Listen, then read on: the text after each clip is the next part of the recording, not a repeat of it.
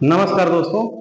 देखिए, last video में हम लोग आरबीआई और भारत में जितने भी बैंक हैं उनको आरबीआई कैसे कंट्रोल करता है इसके बारे में पढ़ा था। तो हमने ये पढ़ा था कि आरबीआई भारत में जितने बैंक हैं उनको दो तरह से कंट्रोल करता है। सबसे पहले क्या करता है कि उनको दो भागों में बांटता है। क्या करता है? दो भागों में बांटता है। एक अधिसूचित बैंक, अधिसूचित बैंक, और दूसरा गैर अधिसूचित बैंक। ठीक ना?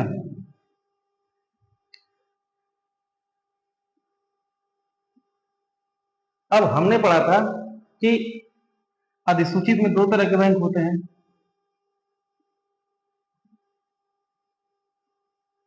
Commercial, cooperative. ठीक ना?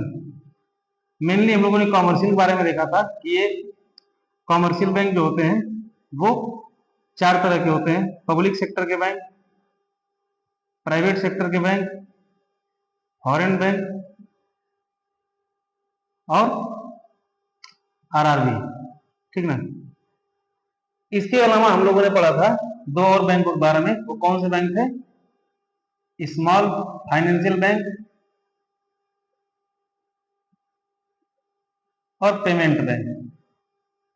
यहां तक हम लोगों ने पढ़ा था। ठीक ना? सबको कंट्रोल कौन करता है? आरबीआई। ठीक है। यहां तक हम लोगों ने पढ़ा था कि आरबीआई देश में जितने बैंक हैं उनको दो भागों में बांट के कंट्रोल करता है, अधिसूचित बैंक, गैर अधिसूचित बैंक। और ये सब हमने पढ़ा था।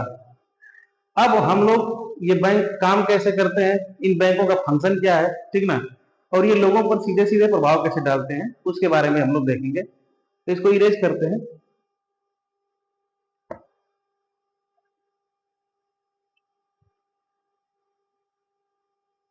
देखिए, बैंक का तो वैसे बहुत सारा काम होता है, हम सभी पहलुओं पर नहीं जा पाएंगे, और जाएंगे भी तो कोई ना कोई छूट जाएगा।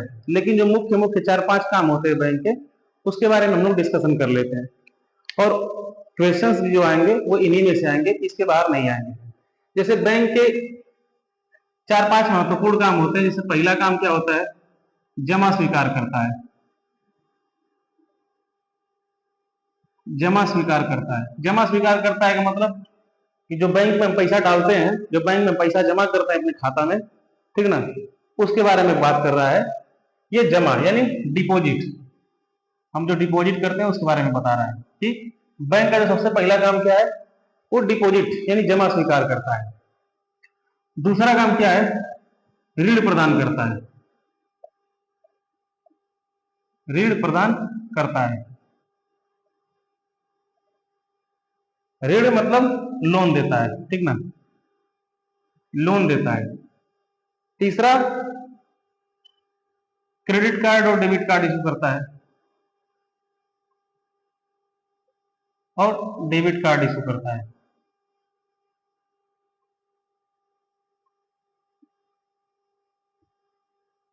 इशू करता है। ठीक ना? चौथा काम क्या करता है? विदेशी मुद्रा विनिमय करता है। ये सब हम अभी डिटेल्स में पढ़ेंगे। विदेशी मुद्रा विनिमय करता है। ये क्या है विदेशी मुद्रा विनिमय? इसके बारे में हम डिस्कशन करेंगे। जमा स्वीकार करता है, ऋण प्रदान करता है, क्रेडिट कार्ड और डेबिट कार्ड देता है। ठीक ना? विदेशी मुद्रा खरीदता है, बेचता है, यानी विदेशी मुद्रा का विनिमय करता है। ठीक ना? और पांचवा सबसे महत्वपूर्ण काम क्या करता है? भुगतान प्रणाली को संचालित करता है। ठीक ना? तो इसको हम लोग एक जगह लिख लेते हैं, फिर एक एक करके इनके बारे में डिस्कशन करेंगे। ठीक ना? Deposit, loan, credit card, debit card, foreign foreign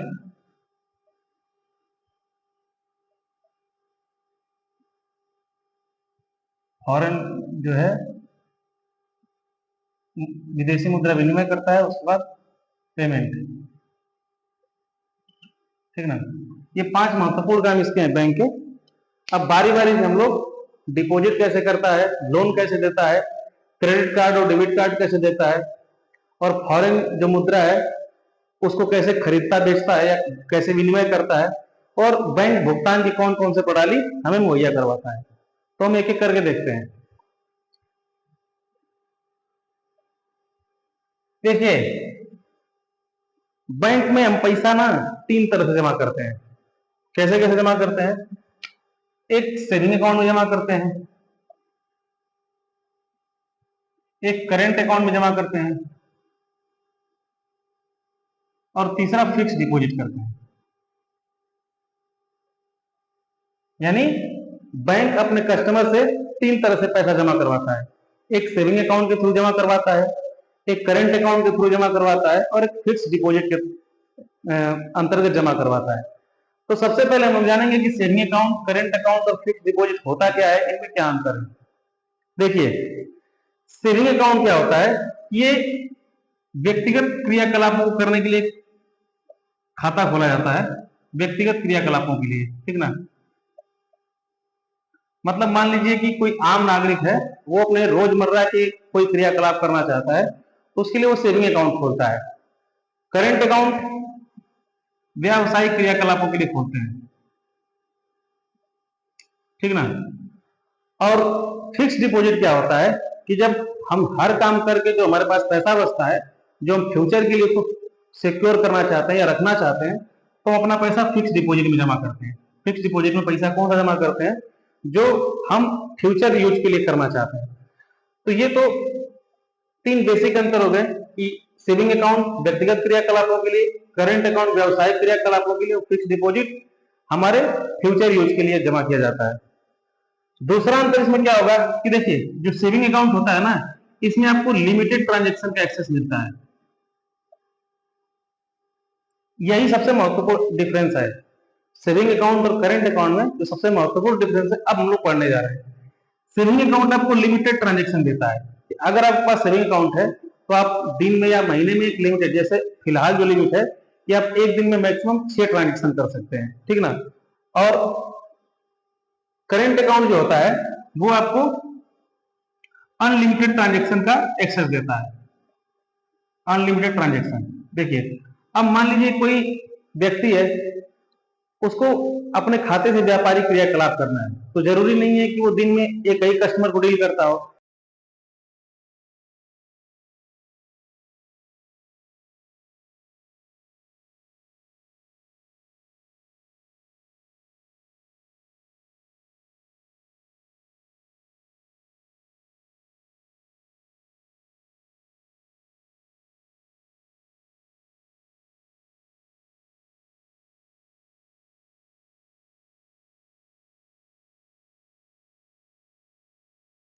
कोई लिमिट नहीं है। फिक्स डिपॉजिट क्या होता है कि इसमें आप ट्रांजेक्शन एक निश्चित समय के बाद ही कर सकते हैं।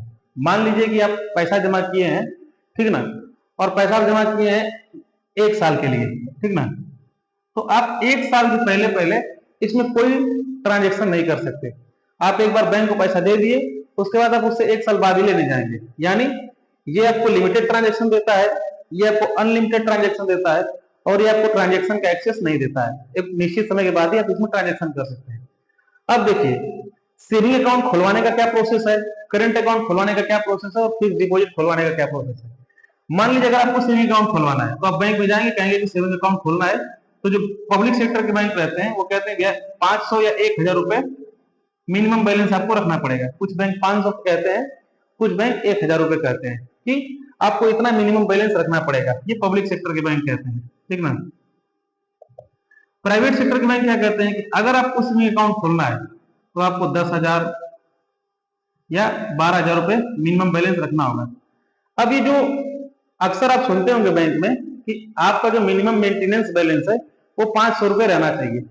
तो इसका मतलब ये है कि मान लीजिए कि 30 दिन का एक महीना है, ठीक ना, 30 दिन का एक महीना है, तो इसमें आप 30 इंटू 500, अगर मिनिमम बैलेंस 500 है तो 3 5 15 और 3 जीरो। तो इसका मतलब है कि जो महीने का एवरेज निकले आपके अकाउंट का वो 15,000 रुपए निकले, ठीक ना।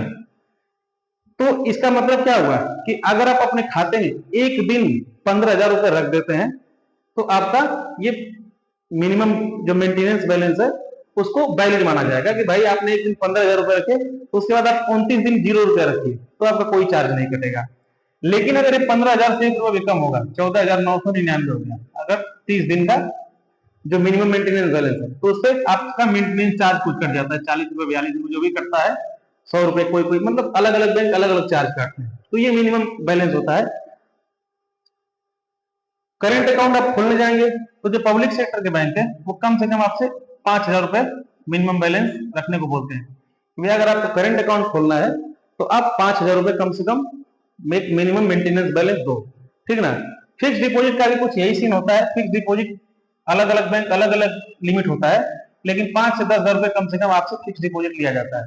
ये नहीं कि आप 500 रुपए लेके गए, कहेंगे भाई इसको फिक्स डिपॉजिट कर दो, हम 1 साल बाद लेने आएंगे तो हमको उस पर ब्याज देना। अब देखिए कि जब सेविंग अकाउंट में लिमिटेड ट्रांजेक्शन है, करेंट अकाउंट में अनलिमिटेड ट्रांजेक्शन है, फिक्स डिपॉजिट में कोई ट्रांजेक्शन नहीं है, तो फिर हम लोग करेंट अकाउंट ही क्यों नहीं खोलते हैं, ठीक ना। क्योंकि करेंट अकाउंट क्या बोल रहा है, वो आपको अनलिमिटेड ट्रांजेक्शन दे रहा है, जब तक आप मन तब तक खरीदारी करिए। तो हम क्यों नहीं करेंट अकाउंट खोलते हैं, इसका लॉजिक हम समझते हैं। देखिए क्यों नहीं खोलते हैं, इसको देखते हैं। यहाँ पे अगर आपके पास सेविंग अकाउंट है ना, तो आपको जो बैंक है ना आपके पैसे में 2 से 4% ब्याज देता है। फिक्स डिपॉजिट है तो 5 से 8% ब्याज देता है बैंक। मतलब आप अगर बैंक को 100 रुपए जमा किए सेविंग अकाउंट में और साल भर बाद आप पैसा लेने जा रहे हैं तो आपको 102 रुपए देगा, या कोई कोई बैंक 104 रुपए भी दे देता है, ठीक ना। वहीं अगर आप फिक्स डिपॉजिट किए हैं और एक निश्चित समय के बाद लेने जा रहे हैं तो पर ईयर आपको 5 रुपए का ब्याज देगा। जैसे मान लीजिए कि आप 100 रुपए जमा किए तो अगले साल आपको 105 से 108 रुपए मिलेगा। लेकिन करेंट अकाउंट पे हमें कोई ब्याज नहीं मिलता है। अगर आप करेंट अकाउंट में 100 रुपए जमा किए तो अगले साल भी आपको 100 रुपया ही मिलेगा, ठीक ना। ये नहीं है कि आपको इस पे कोई ब्याज मिलेगा। तो जो व्यक्ति लिमिटेड ट्रांजेक्शन करते हैं वो क्या चाहेंगे कि उनको उनके पैसे को कुछ फायदा मिले। तो इसीलिए जो सामान्य नागरिक होते हैं वो सेविंग अकाउंट खोलते हैं या तो फिक्स डिपॉजिट कराते हैं। लेकिन जो बिजनेसमैन होते हैं उनको अनलिमिटेड ट्रांजेक्शन करना होता है, इसलिए वो करेंट अकाउंट खोलते हैं। तो यहाँ पे इसका कॉन्सेप्ट ये है, सेविंग अकाउंट, करेंट अकाउंट और फिक्स डिपॉजिट का, ठीक ना। तो बैंक हमसे 3 तरह से जमा स्वीकार करता है, सेविंग अकाउंट के थ्रू, करेंट अकाउंट के थ्रू और फिक्स डिपॉजिट के थ्रू, ठीक ना। उसके बाद लोन के बारे में चर्चा करते हैं, ठीक ना।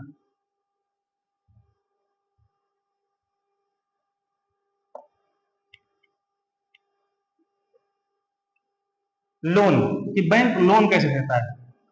देखिए बैंक ना कई तरह के लोन देता है, जैसे personal loan, education loan, car loan, home loan, agriculture loan,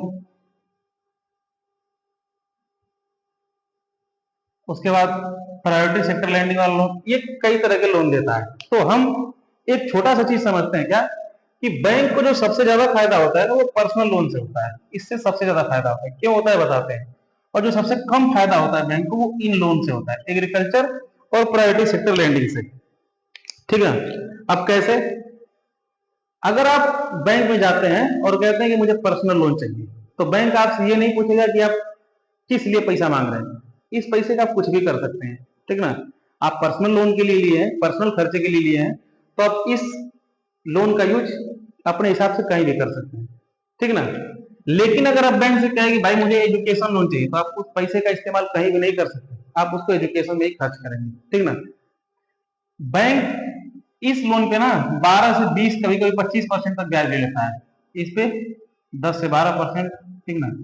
agriculture पे 7% लोन होता है जिसपे 3% सरकार सब्सिडी दे देती है, तो किसान को 4% ब्याज पेमेंट करना होता है।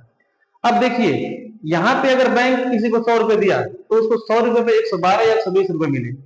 यहाँ पर बैंक अगर किसी को पैसा दिया तो उसको कितने मिले, सिर्फ 4 रुपए, और सरकार की सब्सिडी को जोड़ दिया तो 7 रुपए मिले। तो इसीलिए बैंक को सबसे फायदा जो होता है वो पर्सनल लोन से होता है, और जो सबसे कम फायदा होता है वो एग्रीकल्चर या प्रायोरिटी सेक्टर लैंडिंग।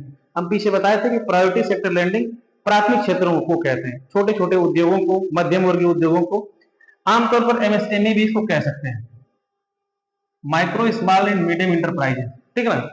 तो क्या देख रहे हैं हम कि पर्सनल लोन सबसे ज्यादा फायदा बैंक को दिलवाता है, क्योंकि पर्सनल लोन में कस्टमर को अपना रीजन नहीं बताना पड़ता है कि हम इस कारण से लोन ले रहे हैं। बस वो बैंक गया, कहा कि भैया हमको लोन चाहिए, बैंक लोन देगा, उससे 12 से 20% ब्याज वसूलेगा, उसका काम खत्म। ठीक है ना। अब बैंक के पास लोन देने के लिए पैसा कहां से आता है, सबसे इंपॉर्टेंट बात तो ये है कि जब बैंक के पास पैसे नहीं रहेगा तो कहां से लोन देगा। ठीक है ना। तो कहां से पैसा आता है लोन देने के लिए, अब उसको समझते हैं। मान लीजिए ये बैंक है, ठीक, सबसे स्लो बैंक है एसबीआई। एसबीआई को लेकर चलते हैं। तो एसबीआई जो है अपने कस्टमर से कितने तरह से पैसा वसूलता है, मतलब जमा करवाता है, सेविंग अकाउंट के थ्रू, करेंट अकाउंट के थ्रू, और फिक्स डिपॉजिट के थ्रू। ठीक ना। तो इसके थ्रू पैसा लोग एसबीआई में जमा करते हैं। इस पे 2 से 4% ब्याज देता है, इस पे कोई ब्याज नहीं देता है, और इस पे 5 से 8% ब्याज देता है।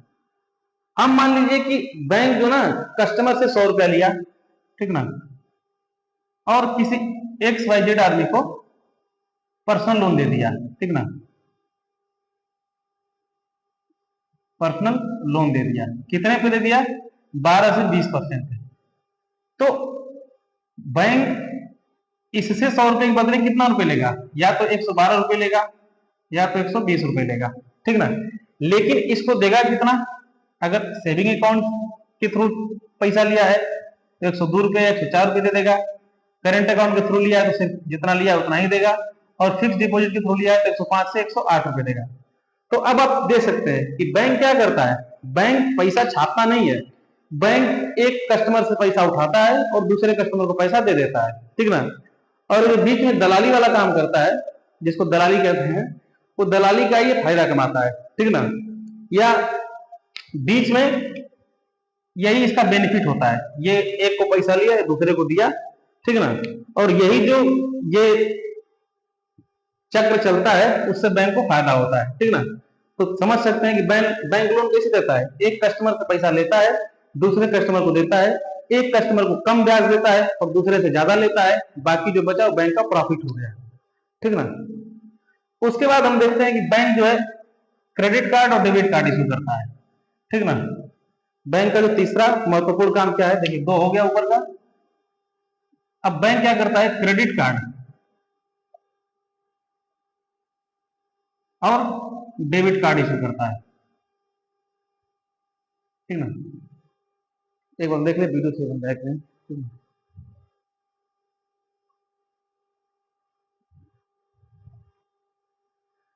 तो देखिए बैंक क्या करता है, क्रेडिट कार्ड और डेबिट कार्ड इशू करता है।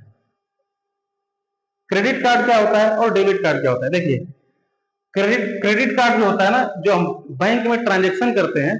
ठीक ना।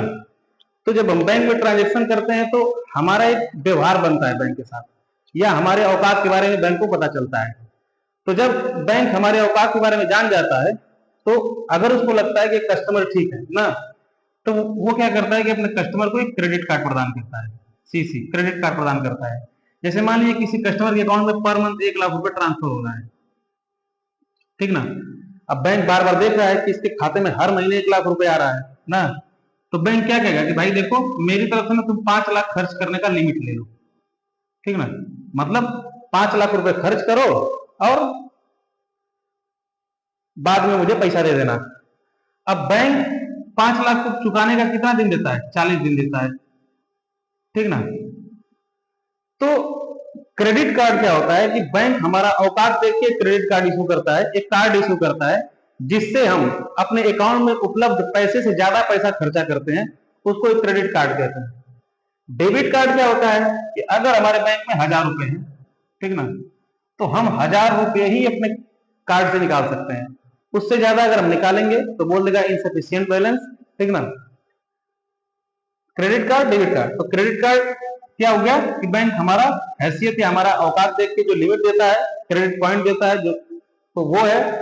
और डेबिट कार्ड हमारी जो वाकई एक्चुअल जो हमारी कमाई है या एक्चुअल हमारा औकात है, उसके लिए जो कार्ड जारी होता है उसको बोलते हैं डेबिट कार्ड, ठीक ना। बैंक को ना क्रेडिट कार्ड से बहुत ज्यादा फायदा होता है। अब कैसे होता है हम समझाते हैं आपको। जैसे मान लीजिए कि बैंक देख रहा है कि आपका पर मंथ 1 लाख रुपए आपके अकाउंट में पैसा जा रहा है, तो बैंक आपसे बोल देगा कि भाई देखो 5 लाख रुपए ले लो, ठीक ना। और गलती से मान लीजिए आप इसमें से 4 लाख रुपए खर्च कर दिए, 5 लाख का जो लिमिट दिया है उसमें से आप 4 लाख रुपए खर्च कर दिए, ठीक ना। खाते में आपको पर मंथ कितना आ रहा है, 1 लाख रुपए आ रहा है, ठीक ना। लोन आप कितना ले लिए या बैंक से आप कर्जा कितना ले लिए, 4 लाख। तो बैंक कहता है भाई इस 4 लाख को तुम 40 दिन में भर दो, जब तुम लिए हो उसके 40 दिन इस पैसा को भर दो, नहीं तो मैं इस पे लगाऊंगा ब्याज, और ब्याज अभी थोड़ा बहुत नहीं, 40 से 50% ब्याज लगता है, ठीक ना। तो आप समझ लीजिए कि अगर आप क्रेडिट कार्ड के दलदल में फंसे तो बैंक आपको लूट जाएगा, मतलब जमीन बेचवा देगा आपका, ठीक ना।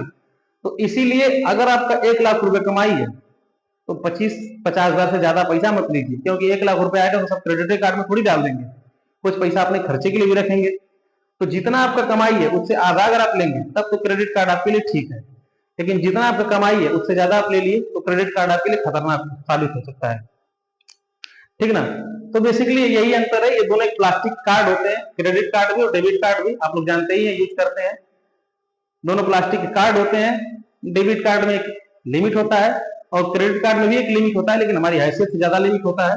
और डेबिट कार्ड जो हमारा एक्चुअल मनी होता है उसी को हम निकाल सकते हैं, ठीक ना।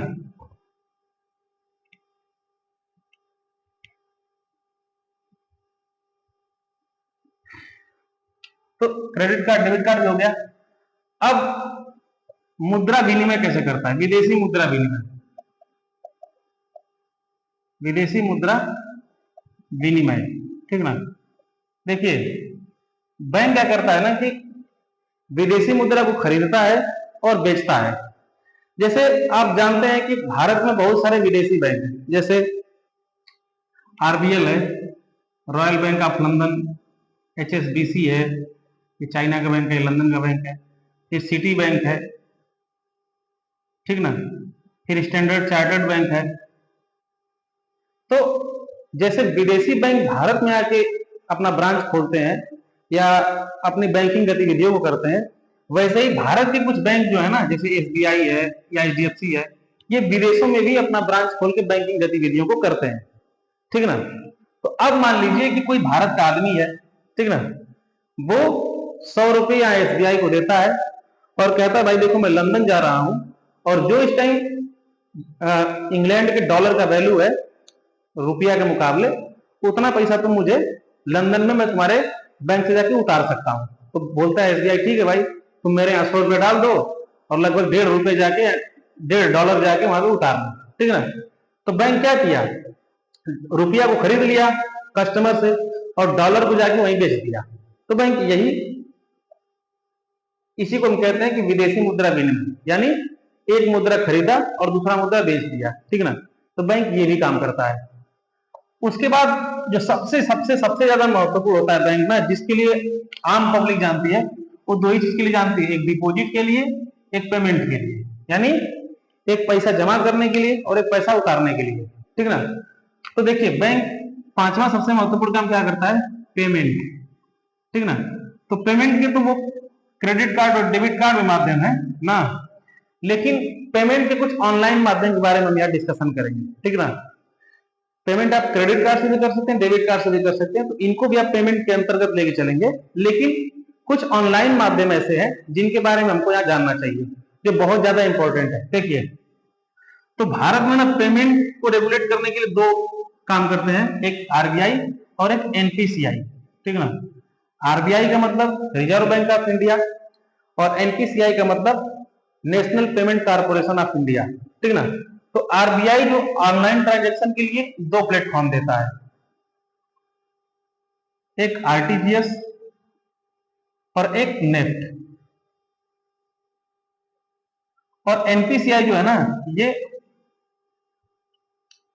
देता है आईएमपीएस और यूपीआई। ये यूपीआई भी हाल ही फिलहाल में आया है, ठीक ना, ये पहले से चल रहा है।